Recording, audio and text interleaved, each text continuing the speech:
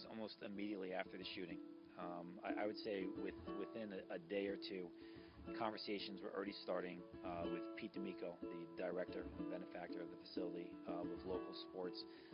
organization leaders. And the plan basically was, what can we do with these kids right away that need some place to go and feel safe, and hopefully just find some way to play and just allow kids to be kids. But those conversations started really within days after the tragedy. We had multiple emergency meetings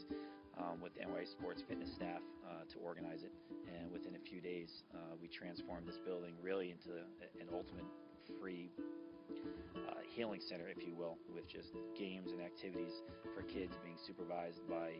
parents, coaches, and local leaders in town. I think the reality is that probably like a lot of other gestures that either individuals did or organizations did in those initial few weeks, everything was just such a blur. I mean, the majority of the town, I think we were still going through a sense of shock and this overwhelming feeling of almost like a town-wide depression. So I don't know if a lot of people really at that moment had the ability to step back and completely appreciate what we were doing or what other people were doing, or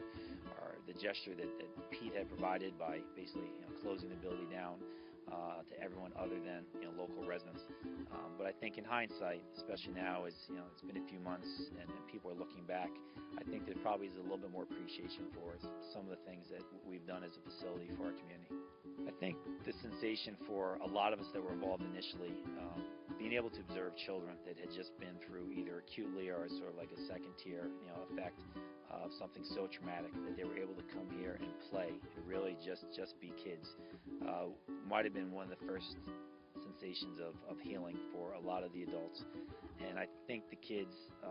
that they were able to express just being kids, I'd like to think that we were helping them as well. It's so hard to really understand at what depth you're creating healing, but I know that we absolutely created a safe environment, and we created an opportunity for a lot of us parents to come together and just start to ask some of the questions about what had just happened and what have you heard. And there's so many confusing, misunderstanding elements the first few weeks afterwards, that just having this opportunity to come together for a lot of us, I think, was very healing. And while the town maybe as a whole didn't completely appreciate it initially, I think looking back they do, and some of the other events we've since done, that I think they appreciate that.